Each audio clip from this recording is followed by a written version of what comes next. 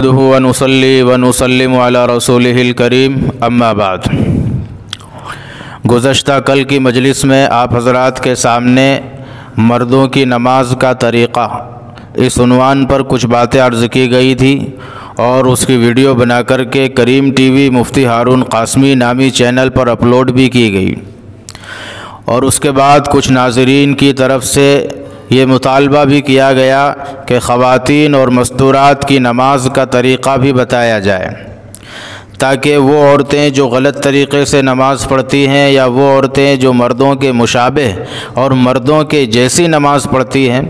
ان تک صحیح بات، صحیح طریقہ اور نماز کی صحیح تعلیم پہنچ جائے، تاکہ ان عورتوں کی نماز کی اصلاح ہو جائے۔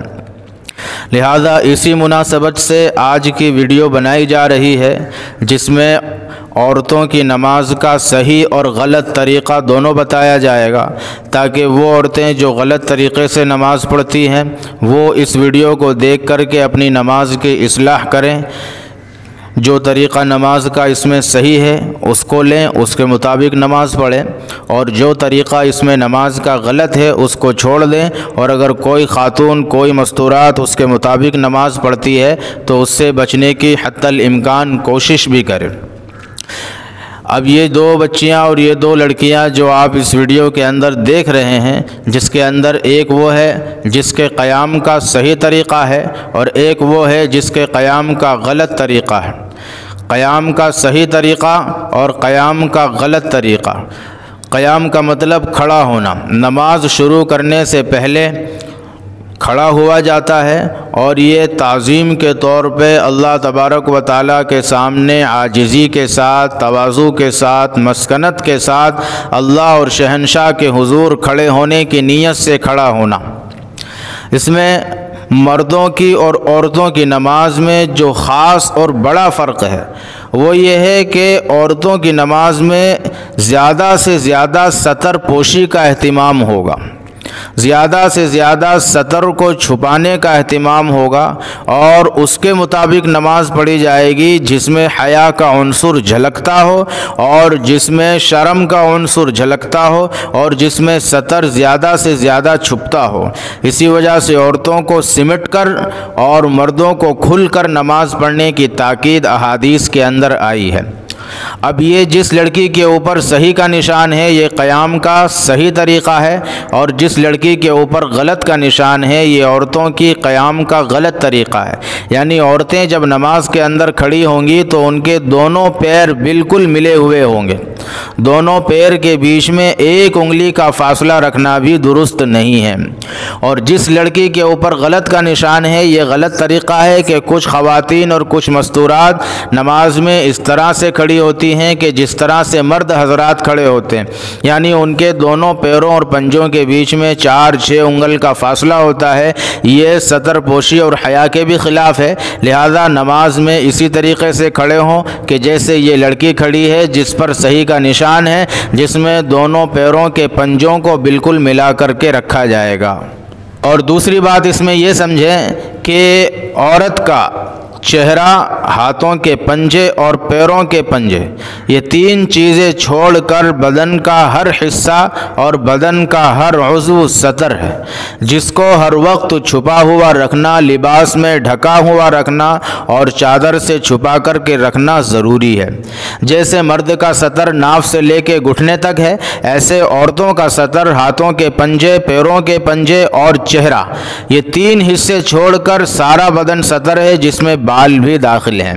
لہذا جب نماز شروع کرنے کا ارادہ کرے خاتون اور مستورات تو سب سے پہلے اپنے بدن کو اس طریقے سے ڈھانپ لے کہ ہاتھوں کے پنجے، چہرہ اور پیروں کے پنجے چھوڑ کے بدن کا ہر حصہ چادر کے اندر اور دوپٹے کے اندر چھپا ہوا ہو۔ اب اس کے بعد تکبیر تحریمہ یعنی اللہ اکبر کہنا، اور تکبیر کہتے ہوئے کانوں تک یا کندھوں تک ہاتھوں کو اٹھانا۔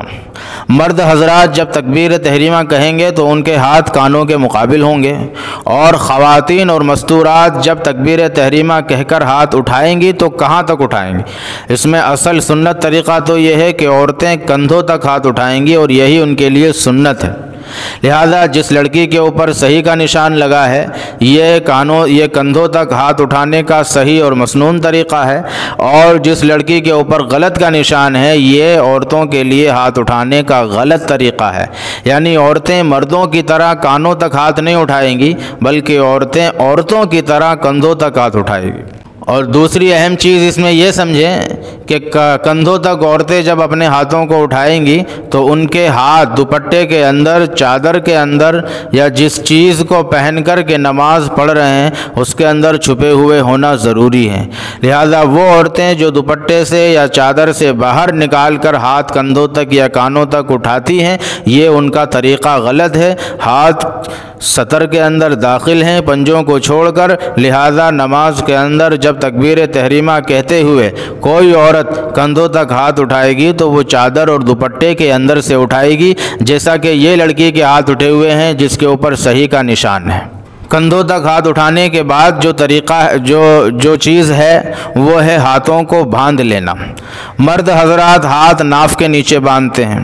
اور عورتیں ہاتھ کہاں باندھے گی؟ جس لڑکی کے اوپر صحیح کا نشان ہے یہ ہاتھ باندھنے کا صحیح طریقہ ہے، اور جس لڑکی کے اوپر غلط کا نشان ہے یہ عورتوں کے لیے ہاتھ باندھنے کا غلط طریقہ ہے۔ اصل تو یہ ہے کہ ہاتھ دوپٹے کے اندر، چادر کے اندر باندھے جائیں گے، لیکن چونکہ طریقہ بتلانا مقصود ہے کہ ہاتھ کیسے اور کہاں باندھے جائیں گے، اس لیے ان دونوں بچیوں کے ہاتھ ان کی رومالی سے اور ان کے دوپٹے سے باہر رکھے گئے ہیں۔ لہذا عورتوں کے لیے صحیح طریقہ ہاتھ باندھنے کا سینے کے اوپر ہے،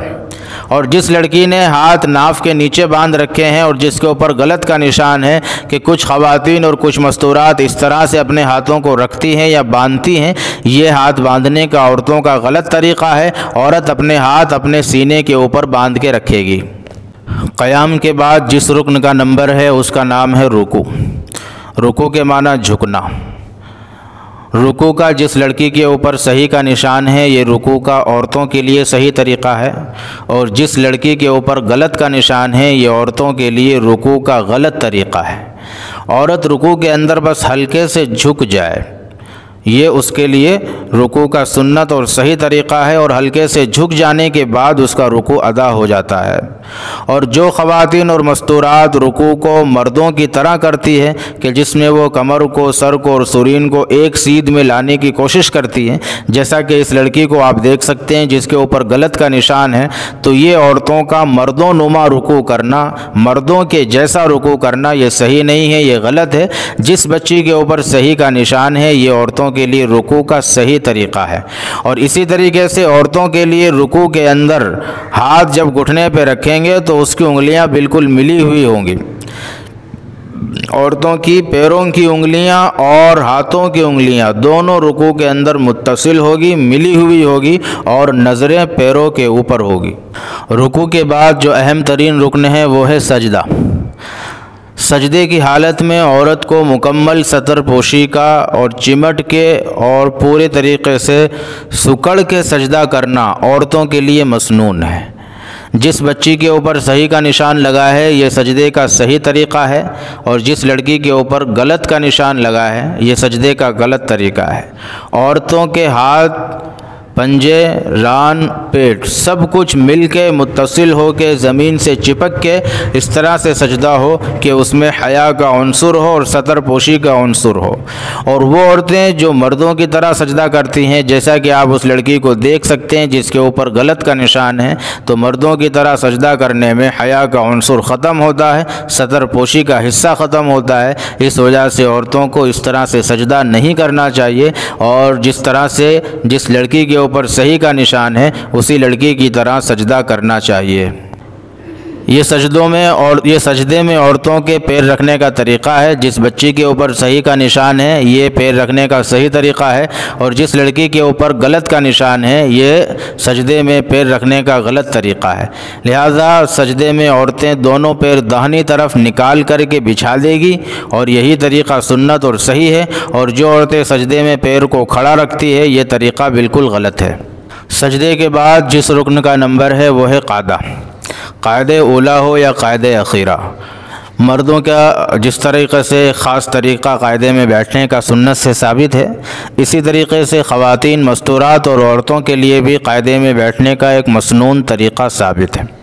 جس لڑکی کے اوپر صحیح کا نشان لگا ہے یہ قاعدے میں بیٹھنے کا عورتوں کے لیے سنت طریقہ اور صحیح ہے، اور جس لڑکی کے اوپر غلط کا نشان لگا ہے یہ قاعدے میں عورتوں کا بیٹھنے کا غلط طریقہ ہے جو سنت کے خلاف ہے۔ لہذا قاعدے میں اسی طریقے سے عورتیں بیٹھیں جس طریقے سے یہ بچی بیٹھی ہے جس پہ صحیح کا نشان لگا ہے، جس میں دونوں پیروں کو بچھایا جائے گا اور دونوں پیروں کو داہنی طرف نکال دیا جائے گا، اور دونوں ہاتھوں کو ران کے اوپر رکھا جائے گا اور دونوں ہاتھوں کی انگلیوں کو ملا دیا جائے گا اور نظریں گود پر رہیں گی، یہ صحیح طریقہ ہے۔ اور جس بچی کے اوپر غلط کا نشان لگا ہے یہ قاعدے کا غلط طریقہ ہے جس میں دونوں پیروں کو کسی بھی طرف نکالا نہیں گیا ہے، بلکہ جس طرح سے مرد حضرات پیر کے اوپر بیٹھتے ہیں اسی طریقے سے بیٹھا گیا ہے، اور پھر ہاتھوں کی انگلیوں کو چوڑا کر کے رکھا گیا ہے، کھول کر کے رکھا گیا ہے، اور نظر گود کے علاوہ کہیں اور ہے۔ لہذا یہ طریقہ قاعدے کا غلط ہے، نظریں گود پہ جمی رہیں گی، ہاتھوں کی انگلیاں سکیڑ کے اور جمع کر کے رکھی جائیں گی اور دونوں پیروں کو داہنی طرف سے باہر نکال دیا جائے گا۔ اور یہ جو پوز آپ دیکھ رہے ہیں یہ قاعدے میں بیٹھنے کا اور پیروں کے رکھنے کا طریقہ ہے۔ جس لڑکی پہ صحیح کا نشان ہے یہ پیر رکھنے کا قاعدے میں صحیح طریقہ ہے خواتین کے لیے، عورتوں کے لیے، اور جس لڑکی پہ غلط کا نشان ہے یہ قاعدے میں عورتوں کے بیٹھنے کا غلط طریقہ ہے۔ لہذا صحیح طریقہ یہ ہے کہ دونوں پیروں کو داہنی طرف نکال کر کے بچھا دیا جائے گا اور پیروں پر بیٹھا نہیں جائے گا بلکہ زمین پہ بیٹھا جائے گا۔ اور جس لڑکی پہ غلط کا نشان ہے، کچھ خواتین کچھ مستورات اس طرح سے قاعدہ کرتی ہیں اور اس طرح سے بیٹھتی ہیں کہ پیر کے اوپر بیٹھتی ہیں اور پیر کھڑا رکھتی ہیں جو مرد حضرات کے بیٹھنے کا نماز میں طریقہ ہے۔ لہذا مردوں کی مشابہت اور مردوں کے جیسا عمل خواتین کے لیے نماز میں بالکل بھی مناسب نہیں ہے۔